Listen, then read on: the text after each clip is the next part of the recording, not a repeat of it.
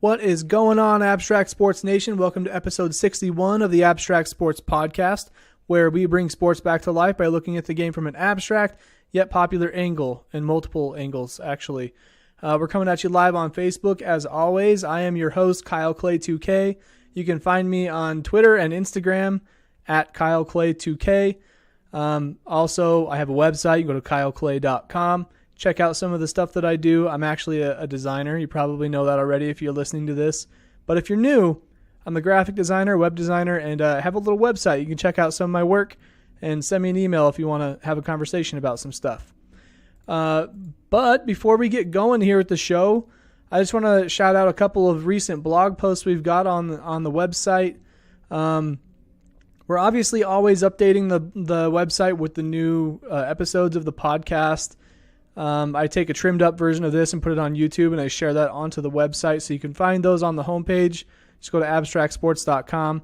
But I tried out a new article yesterday, a couple days ago, where I'm shouting out some NBA 2K content, talking about some of the game modes, and just sharing the general information about certain challenges that they have.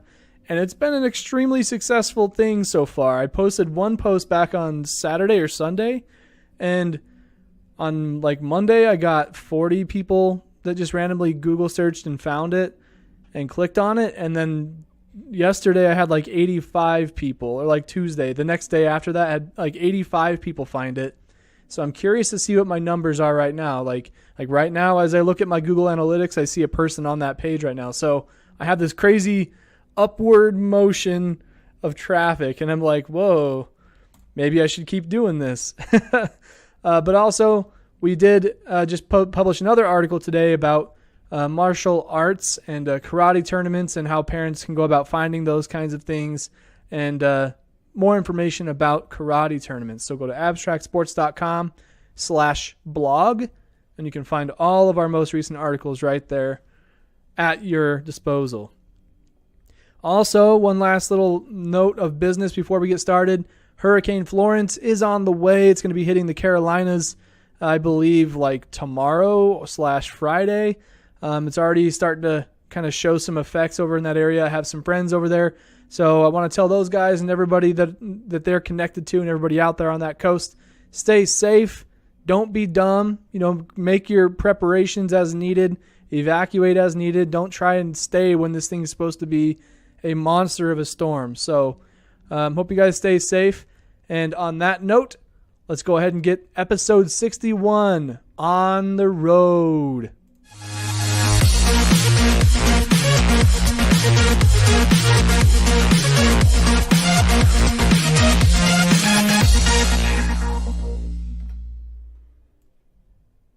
All right, guys. So the first topic that I want to cover is some WNBA action.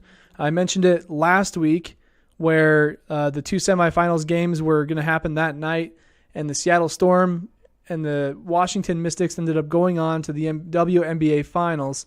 And since the last episode last Wednesday, the Seattle Storm have beaten the Washington Mystics 2-0.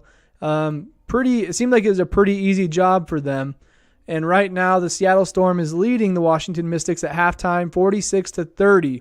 So the Mystics have to come back 16 points in the second half to try and beat this Seattle Storm team. Hopefully they can make it happen. You obviously want a championship series to be a close one, where they do only play 5 games.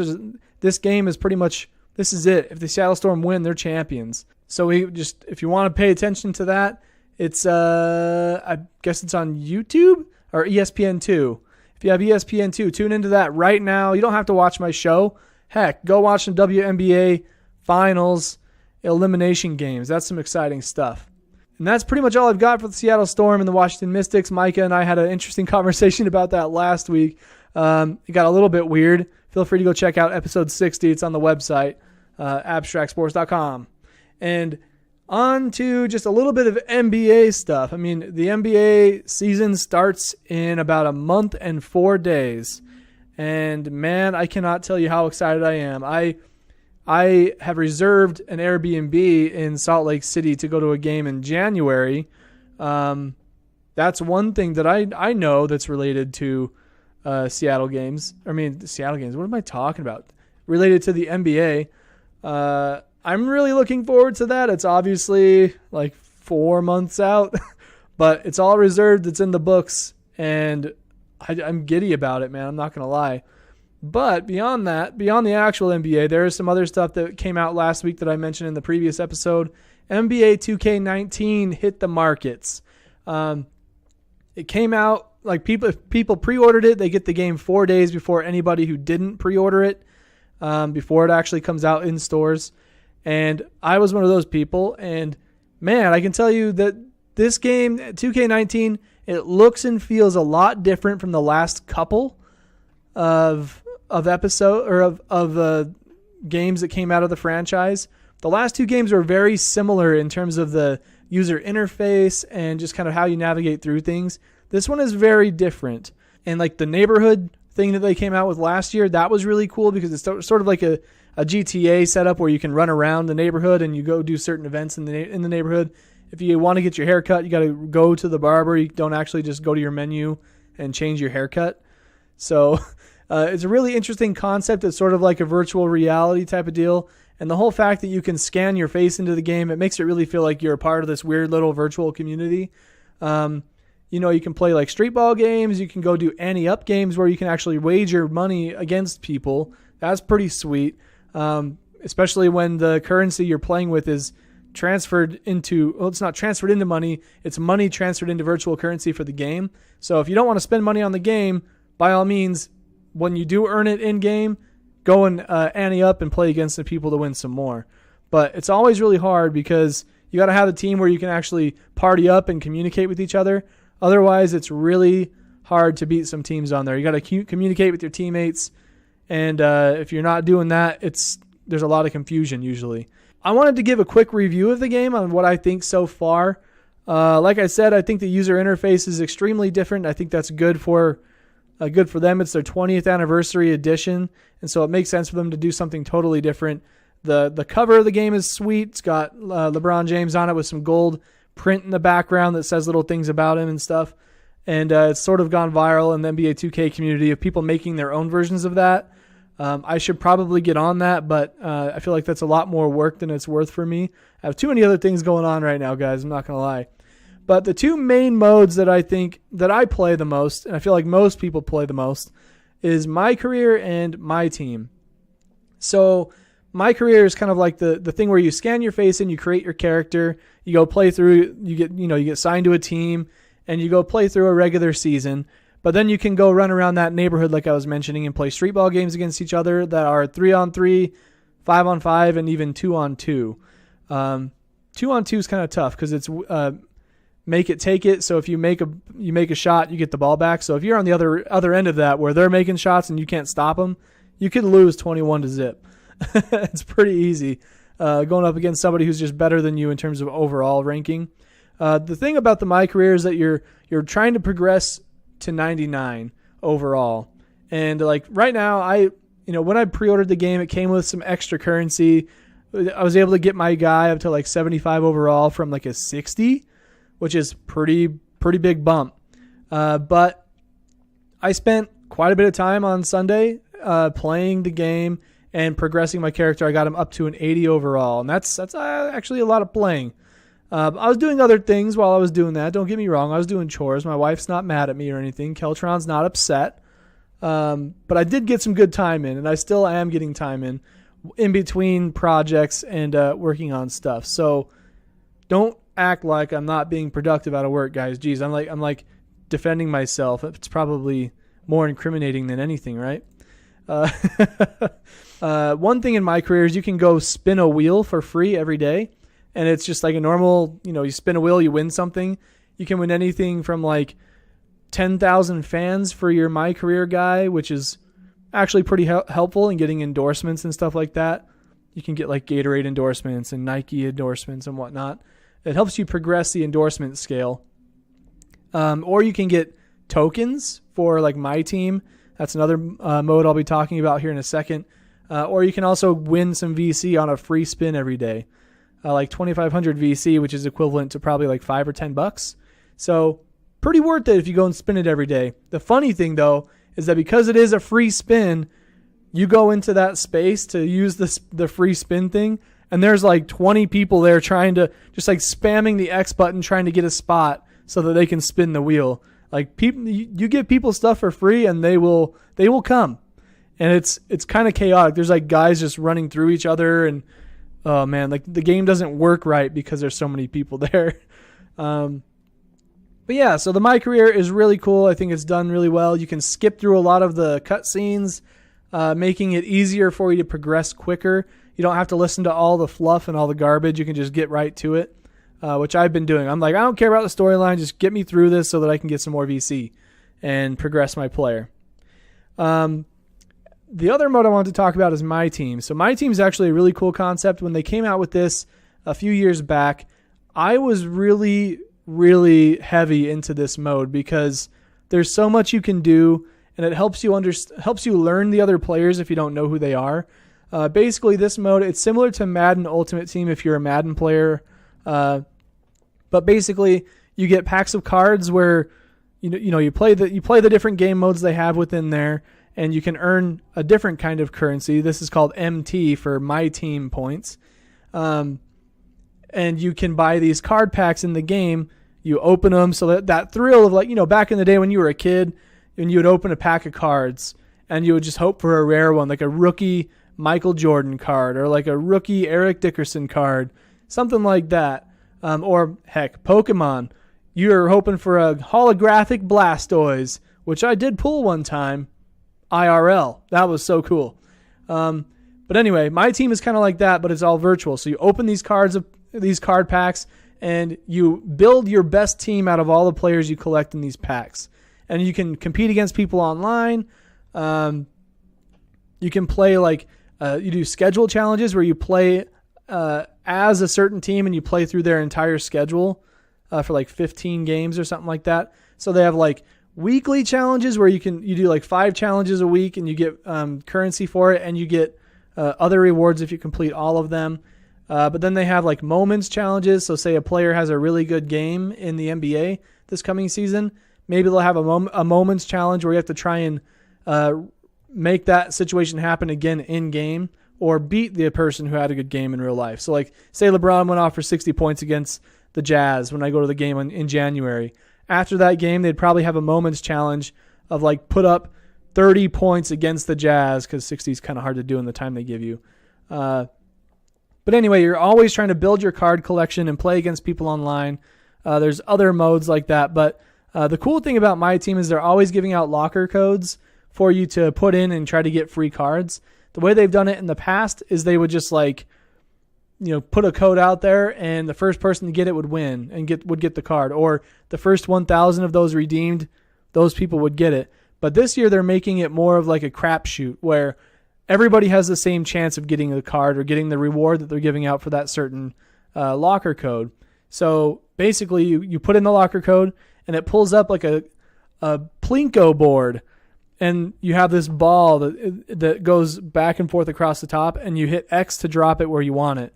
So it automatically moves. You don't get to pick and choose where it lands. It just kind of goes back and forth like a metronome, and you hit X where you want it to drop, and you just got to hope that you got the right spot. And down below at the bottom, there's like 10 different rewards you can get. So obviously you're wanting to aim for the one that you want the most. Drop it in that area, and you see what you get. For example, I put in a locker code just yesterday, and it was for a pack of cards. It was like a heat check pack of cards or something, with some pretty rare people that you can pull out of those packs. And there were only 4 card packs out of the 10 slots. And so the best thing you can do is drop it where the most packs are and hope that it falls in one of them. But mine ended up going all the way over to the middle and just missing everything, and it just evaporates, and it's like, you didn't win. You suck. And so you go on with your life. So I think the coolest thing about My Team is that it is like they tout themselves, NBA 2K, they say that this is the one mode you can't beat. You can never beat My Team because, for one, you have to collect all the players. That's one challenge. Then you have to, complete all the challenges they give you. If you miss one, you're always going to be incomplete. And in order to get certain rewards, you have to collect other rewards. It's just a compiling thing, and it's a time. If you want to kill time, play a bunch of my team. It's really fun, but honestly, I'd rather like build my guy up in my career and get him up to a 99, which I've never done. I've only ever got my guy to like an 88 before. So maybe this is the year. I got an early enough start, and I'm still feeling good about it, but we will see. That was probably a little bit too much about NBA 2K19 for most of you, but I feel like there are some people out there who are curious about it, and they don't really realize how deep the game is and how it helps you connect with real life. I think my team does a really good job of educating people on what the teams are, who was on those teams, how good those players are. So if you're not huge into like basketball trivia, or like you don't know much about the NBA in terms of like teams and players, my team would be a good mode for you. If you are savvy with the game and you want to play with, you want to try to compete with people, I think my career is probably the way to go. NBA 2K League, the guys that play that game, that's all based off of my career. So that's why a lot of people are grinding the my career mode this year as opposed to other things. There is a GM, my GM mode where you can control a team, and I know that a lot of pro players will do that because it's more intriguing to them to manage a team instead of keep playing, play a game and waste so much time. You make more strategic decisions about a franchise, which is probably more enticing as a player. But that pretty much does it for the NBA 2K segment. I think I covered everything I wanted to cover there. If you want to support the podcast in other ways rather than being just a reader, listener, or viewer, I encourage you to go over to anchor.fm/abstractsports. You can make a monthly donation there via the support this podcast button that you see. It's a bright purple button. You can't miss it. It gives you increments to donate $1 a month, $5 a month, or $10 a month. Honestly, anything that you give is greatly appreciated. The way that I like to look at it is, $1 a month is only 4 gumballs. $5 a month is 1 Starbucks coffee or a beer, depending on what you do. And $10 a month, that's kind of a lot of money. Like I don't expect anybody to do the $10 level. But, just try to compare it to something and justify it for yourself. I'm not going to make you give $10. That's a pretty big amount of money monthly. But you can also make a one-time donation if you just go to abstractsports.com/support. There's a little PayPal button there that you can donate any amount that you want just one time. And your money helps keep the website online. It's our hub where all of our content, all of our information lives. And we'd like to keep it there for eternity. So if you donate, it helps us keep everything alive, and it motivates us to keep on putting out great content for everybody out there who enjoys listening, reading, or viewing. All right, back to the show. Moving on to some football action. We're going to start off with a little bit of NCAA information. The Vandals did not get their butt beat this week. They actually beat somebody else's butt pretty good. They played, who did they play? It's right here in front of me. What am I doing? Idaho Vandals beat Western New Mexico State Mustangs 56-10.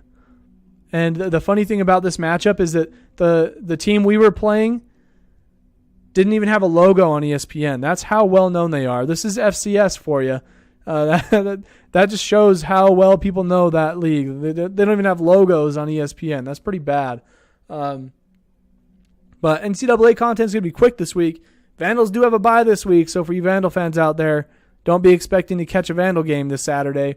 But you can catch them back in action on Friday, September 21st at UC Davis. I actually find it weird it's on a Friday. Maybe that's incorrect because they don't know how to keep track of FCS information. But that's what it said on ESPN, so I'm going with that. But on to the NFL. I want to do some quick Week 1 recap stuff and then look at the schedule for Week 2 to see what we can expect tomorrow for the Thursday game and also Sunday and Monday. And you know what? I actually have a different view for this, but I need to open another tab here. Let me do this and go to scores. I'm probably going to be chopping a lot of this out. I'm like all over the place. That's not what I clicked on, you big dum-dum. Scores. Holy cow. And I don't want week 2. I want week 1. Yeah. Okay. I'm going to switch over to this view here.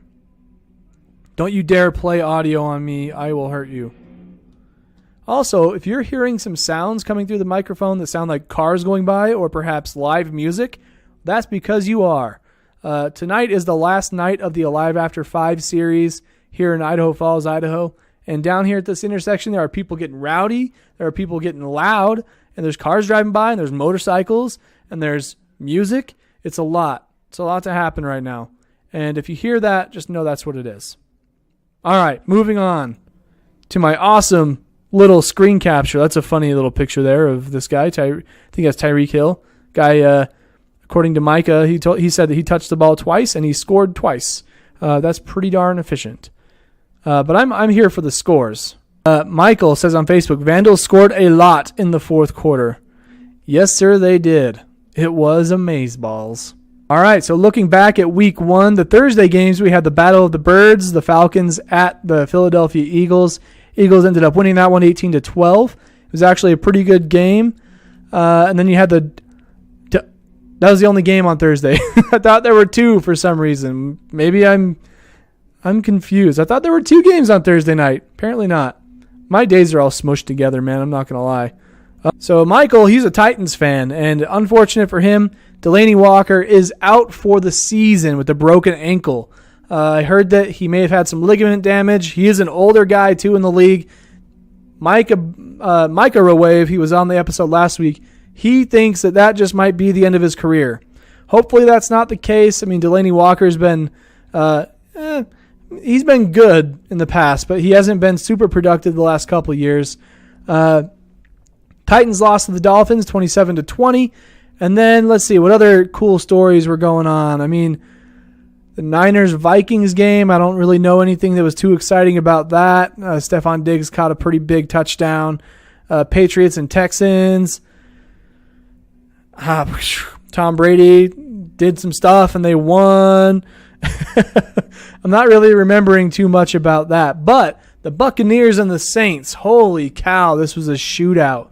48-40. Fitzmagic happened on Sunday. Holy cow. That guy was insane. Him and his beard chucking the ball down the field, people catching the ball. Mike Evans had a really big game.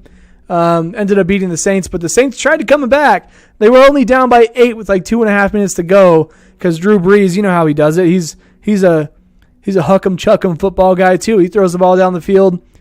People make catches. They score really fast. They put up a lot of yards and a lot of points, which is what happened, but it just wasn't enough to stop the Tampa Bay Buccaneers.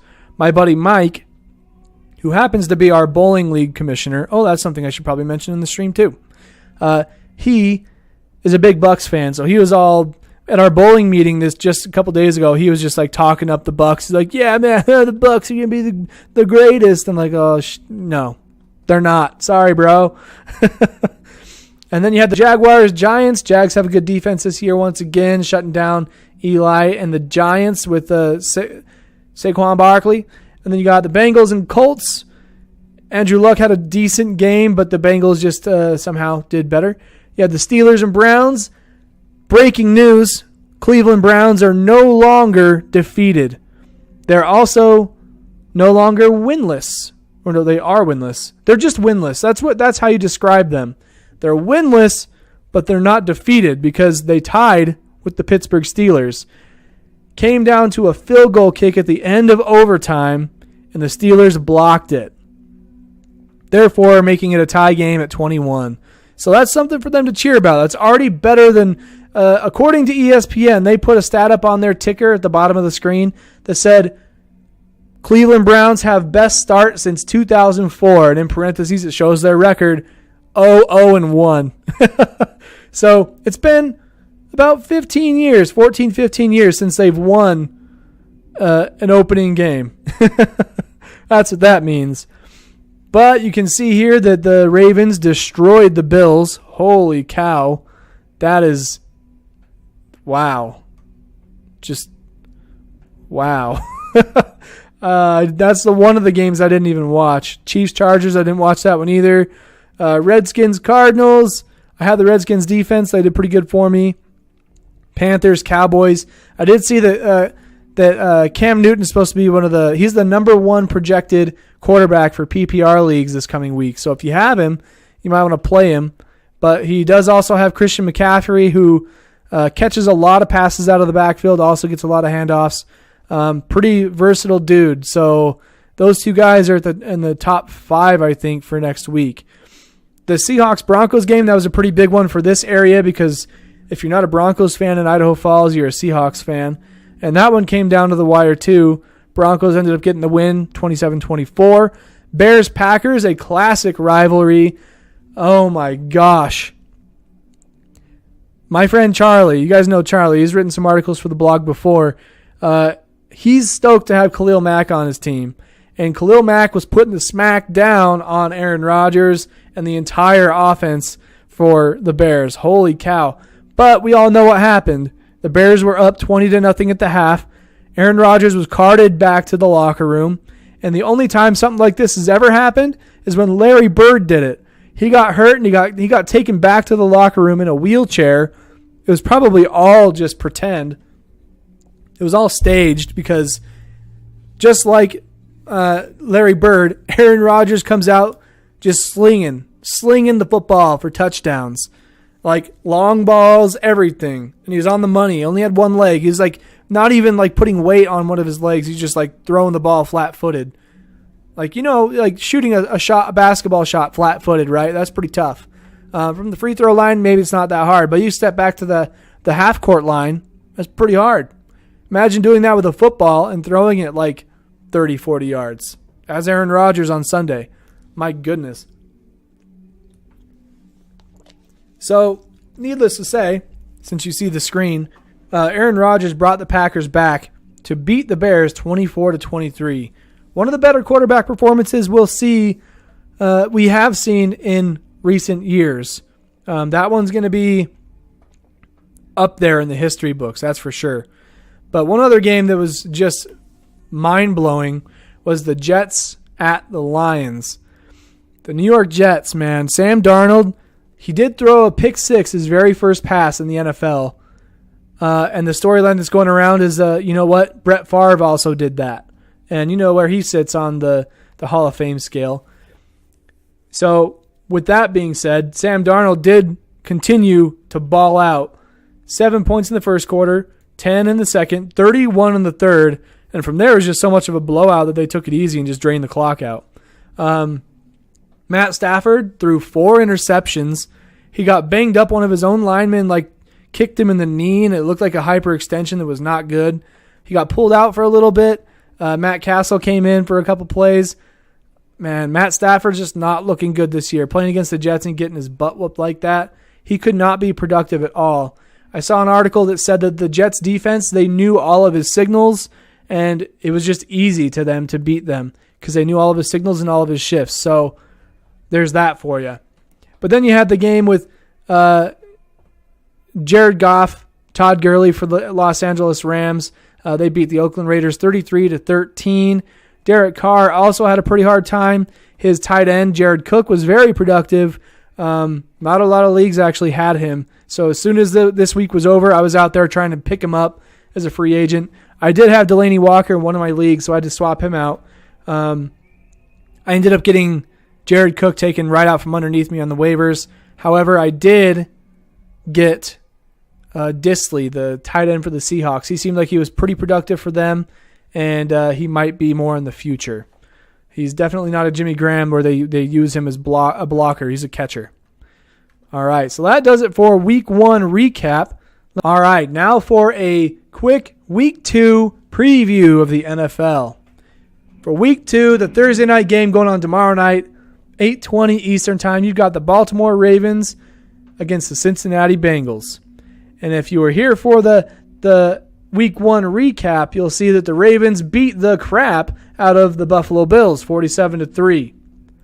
Going back over here, the Bengals, let's see what they did last week really quick. The Bengals, they beat the Indianapolis Colts, who had Andrew Luck back after his shoulder surgery. I found out he admitted that his shoulder was injured because he went snowboarding and he hurt himself. I feel like if you have a multi-million-dollar contract, there's probably something in there that says you can't do that. You just don't do that. You're risking your career, bruh. Snowboarding is not an easy sport. You wreck, you can die. Seriously, what are you thinking? So, Bengals who got to win, Ravens got to win. This game is in Cincinnati. I don't know, man. I don't know who to go with in this one. But I think that the Bengals will win just out of youth. They have a speedy offense, in my opinion. Flacco is a veteran. He can chuck the ball. He's pretty precise. But I'm just going to go with the Bengals, okay? That's my pick. You can see here their last meetings were December 31st of 2017. Bengals won. And then September 10th of 2017, the Ravens beat them 20-0. And then January 1st of 2017, wow, what? That's weird. The Bengals beat them 27-10. That is strange. According to the league rankings, the Ravens are supposed to beat them pretty handily, but it's just weird that this is showing December 31st, September 10th, and then January 1st, all in the same year, but it's not like in the right order. That's weird. Anyway, so that game's at 8:20 p.m. Eastern Time in Cincinnati. Some other matchups you can look forward to include Panthers-Falcons, Colts-Redskins, Texans-Titans. I know that's a division matchup there, something you might want to watch. Then you have the Buccaneers with Fitzmagic coming off of a hot game going against the Birds. Then Eagles in Philadelphia. We'll see if they can do something against the Eagles at home. You got Chiefs-Steelers, Dolphins-Jets, Chargers-Bills, Vikings-Packers. I think that's it's been a rivalry. I think the Packers-Vikings went at it in the playoffs several years back. We'll see if the Browns can't get a win against the New Orleans Saints. The Saints at home, that's going to be a tough one. Drew Brees he's a monster to deal with. The Lions, who had a terrible game going against the Niners, Cardinals-Rams, Patriots-Jaguars. You got two really good defensive teams right there. We'll see if they can't put up any yardage against those two defenses in their own regard. Raiders at Broncos, Giants at Cowboys, and then finally, one Monday night game this week, or next week I should say, Seahawks at Chicago Bears. We'll see what Khalil Mack can do to that extremely evasive Russell Wilson. We did see Khalil Mack put the hurt on Aaron Rodgers. He's not much of a mobile guy, though. Then again, who was the guy? Oh, geez. Von Miller. This guy, last week. This is insane. Let me go find this stat really fast. Seahawks at Broncos. Von Miller last year had only 10 sacks. And for being a guy who won like Defensive Player of the Year the year before, 10 sacks on a year is pretty darn terrible. I don't remember if he got hurt or what, but in the game against the Broncos, or in the game against the Seahawks, with Russell Wilson, who is an evasive guy, typically gets the ball out of his hands one way or another, he sacked him 3 times. He already has 33% of the sacks he had last year, and he forced a fumble. 2 forced fumbles, pretty sure. Seahawks at Bears. You got another strong defense against the Seahawks. I think the Bears get that win on Monday night. I don't know about you, but that's my feelings. Go back to live here. Hey, what do you know? We didn't have a mess up with the live stream. Coming back to the comments. Michael said, could be a tougher game because of it being a divisional game. Yeah, divisional games are always pretty difficult. I know the Texans are a team to beat in that division, and where the Titans are kind of hurting right now with a couple of missing players. Mariota got banged up a little bit. Hopefully they can come back strong against those Texans and get a win in the divisional matchup. That'd be nice. Got some good games coming up this week in the NFL. Hopefully everybody's teams win. I don't have a team, but I'm rooting for all the people on my fantasy teams. I'm in 4 leagues this year. 1 on CBS, 3 on ESPN, 1 that was put together sort of last minute. 2 of the other ones on ESPN are both paid leagues, $20 buy-in, and I got a win against my boy against your boy Clay. Sorry, Clay. He's the guy who's always commenting and watching our YouTube videos. Shout out to him. Man, I beat you, and I'm sorry, but thank you. Sorry for your loss. I love that line. That's a good one. And then in my other league, I was going against my good friend Jacob. And last year, I took extreme last. I took last in the league. And, I'm a pretty humble guy. I'm also pretty competitive. So that hurt to take last in a league. I feel like I'm always on top of things. I'm changing my lineup. I'm getting new guys on waivers. It just didn't work out for me last year. I did have the number 2 pick. I took David Johnson. He got injured. So coming into this season, I really wanted to come out strong with the win, but he happens to have Tom Brady and Todd Gurley. No, who did he have? Gosh dang it. I have to go look at this. So Jacob had Tom Brady, Alvin Kamara, Dalvin Cook, Larry Fitzgerald, T.Y. Hilton, Greg Olsen, who is injured and out, Duke Johnson Jr., Michael Crabtree, Broncos defense, and Greg Zuerlein.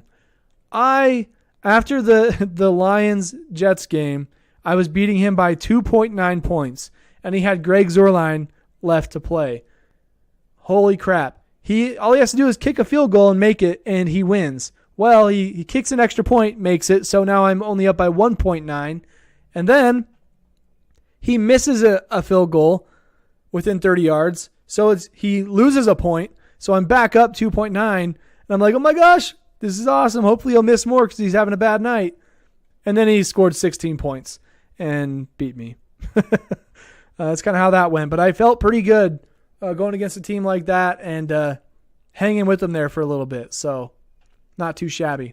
That does it for the Week 2 NFL preview and for episode 61 of the Abstract Sports Podcast.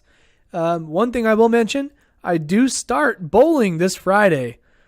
It is week 1 of bowling, and I'm going in with a plan. I'll tell you this. It's a little bit personal, but Keltron and I started a pretty strict budget.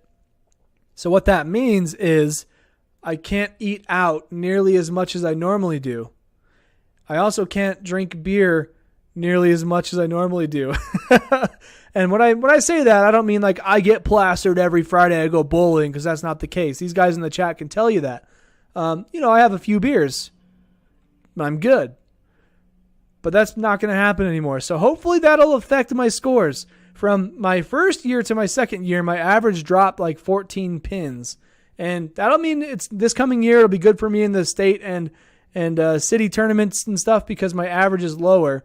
But hopefully I can get my average back up and figure out how to bowl again. So Friday, that is the beginning of year 3 of a bowling league for me. I believe that's year 3.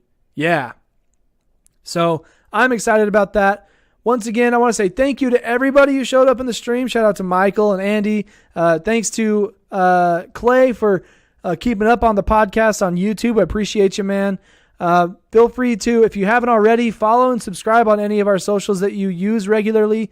We're on YouTube, Facebook, Twitter, Instagram. Those are our 4 main ones. But also check out the website every once in a while, abstractsports.com. Always got new articles going up. The podcast goes on there too, and gives you a fun way to navigate through each episode one at a time. So please go ahead and do that. Also hit the anchor.fm/abstractsports. And if you're feeling generous and you want to make a monthly donation, you can do that there. I'd appreciate you. Or go to abstractsports.com/support and give me $5, and maybe that'll help me have a beer on Friday night while I'm bowling. I'll tell you what, maybe that's what I'll use it for. I'll send you a picture of it too, and I'll tag you in it. I'll shout you out. Man, I won't get you any followers though, because my following is not that big. But hey, I'll show my appreciation for you. But that does it all for me. That is the end of episode 61 of the Abstract Sports Podcast. I will probably be catching you guys next Wednesday. I don't think there's anything getting in the way of my schedule, so look forward to episode 62 then. And until next time, I hope you guys have a good rest of your week. Have a good weekend. Stay safe if you're in the path of Hurricane Florence. You guys are all great. So thanks for following. Thanks for watching. We'll see you next Wednesday. Peace, guys.